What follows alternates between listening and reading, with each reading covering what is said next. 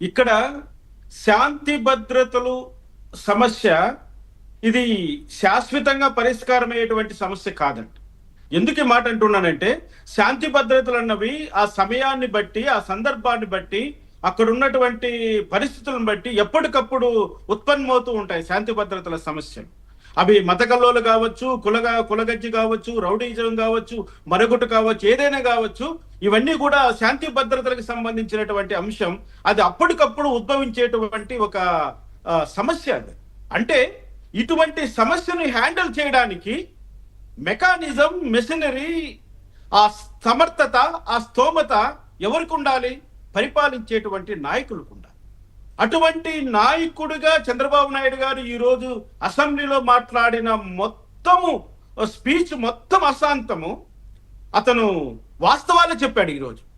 ఎందుకు నేను చంద్రబాబు నాయుడు గారు వాస్తవాలు చెప్పాడు అంటున్నానంటే, ఆయన సృష్టించిన ప్రతి అంశము, వివేకానంద రెడ్డి హత్య కేసు గురించి కాడ నుంచి, అదే విధంగా గంజాయి దగ్గర కాడ నుంచి, ఇంకా ఆయన తీసుకొస్తున్నటువంటి శక్తి యాప్ గురించి, ఇక్కడ ఒక బ్యూటీ ఏంటంటే ఇందులో ఈరోజు చంద్రబాబు నాయుడు గారి స్పీచ్ లో ఉన్నటువంటి ఒక మహోన్నతమైన అంశము, ఎవరైనా పోలీస్ ఆఫీసర్లు నిరాసక్తంగా కానీ అదే నిర్లక్ష్యంగా కానీ వ్యవహరిస్తే వాళ్ళపైన చర్యలు తీసుకుంటాం.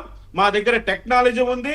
మీకు కంప్లైంట్ వచ్చిన 8 నిమిషాల లోపల నువ్వు కానీ స్పందించకపోతే నీ పైన చర్యలు తీసుకుంటామని చెప్పినటువంటి ఈ మాట ఇంతకు ముందు ఏ పాలకులు చెప్పలేదు.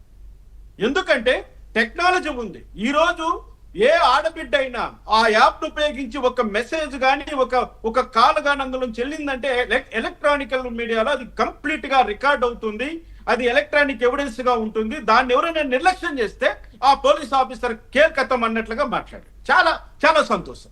రెండో మాట అన్నాడు, మీరు చట్టాన్ని చేతిలోకి తీసుకోకండి, మీకు ఏదైనా సమస్యలు ఉంటే మా దృష్టికి తీసుకురండి, మేము పట్టించకపోతే అప్పుడు మమ్మల్ని అడగండి అంటూ ఈ మొదటి మాట మొదటి స్పీచ్ లో వచ్చింది. నేను చెప్తున్నది చివరిలో అంకమైన ఈ రెండింటిని మొదట్లో చివరిలో క్రోడీకరించాడు. ఇవి ప్రజలకు చాలా ఉపయోగకరమైనటువంటివి, ప్రజలు చేస్తారనే ఆశతో ఎదురు చూడవలసినటువంటి అంశం.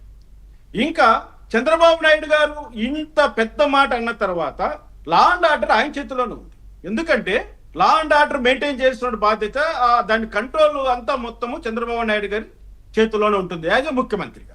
ఇప్పుడు హోమ్ మినిస్టర్ గారి యొక్క పాత్ర కానీ ఇంకోటి కానీ మనకు అనవసరం.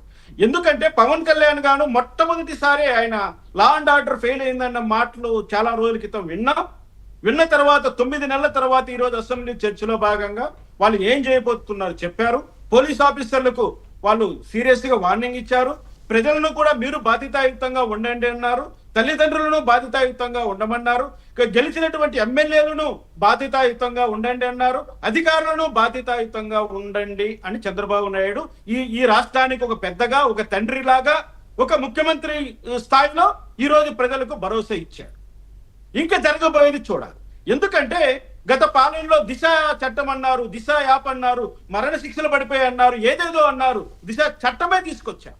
చివరికి ఏమైపోయింది? తుస్సుమని గాల్లో కొట్టుకుపోయింది. ఇవన్నీ ప్రజలు గమనించారు. ఈ రోజు చంద్రబాబు నాయుడు గారు తీసుకొచ్చినంటే ఈ శక్తి యాప్ అన్నది అది ఇంప్లిమెంటేషన్ లోకి వస్తుందా, నిజంగానే అమల్లోకి వస్తుందా అని ఇంకా మనం వేచి చూడాలి. దాని మీద ఇప్పుడే కామెంట్ చేయడం కూడా కరెక్ట్ కాదని నేను భావిస్తున్నాను.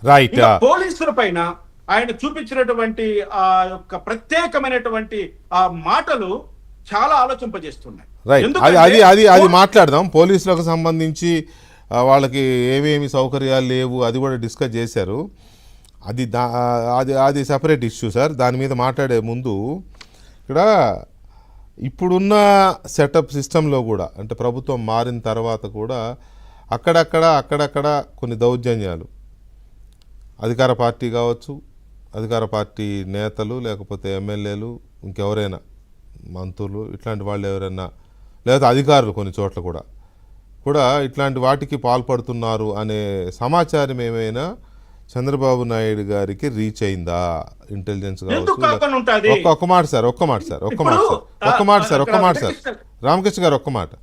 ఇంటెలిజెన్స్ ద్వారా కానీ, లేకపోతే పార్టీ యంత్రాంగం ద్వారా కానీ, లేకపోతే అక్కడ పెడుతున్నారు కదా తెలుగుదేశం పార్టీ కార్యాలయంలో రోజు నాయకులు కూర్చుని ప్రజలతో ముఖాముఖిలాగా పెట్టి సమస్యలు తీసుకుంటున్నారు కదా, ఈ సమాచారం ద్వారా కానీ కొన్ని అక్కడక్కడ నియోజకవర్గాల్లో కొంతమంది ఏమైనా పేటరేగిపోతున్నారా చెలరేగిపోతున్నారా అనేది. ఎందుకంటే ఆయన ఒక మాట అన్నారు, మీకు ఏమైనా సమస్యలు ఉంటే మా దగ్గరికి వచ్చి చెప్పండి, అంతేగాని రౌడీయిజం గూండాయిజం చేస్తే మాత్రం ఊరుకునేది లేదు అని చాలా సీరియస్ వార్నింగ్ ఇచ్చారు.